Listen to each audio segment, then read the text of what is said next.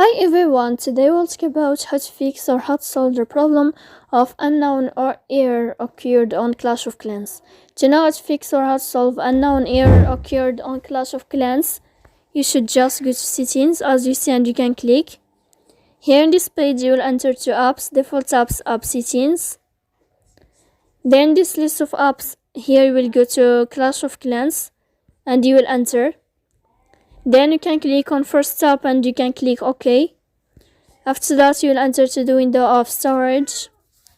Here you can click clear cache. Don't click clear data because that can cause the errors in your app. In the end you can turn off your phone and you can wait a moment to turn on your phone again. So please don't forget to support us by like and subscribe. See you next time in another video, and thank you for your attention and your watching.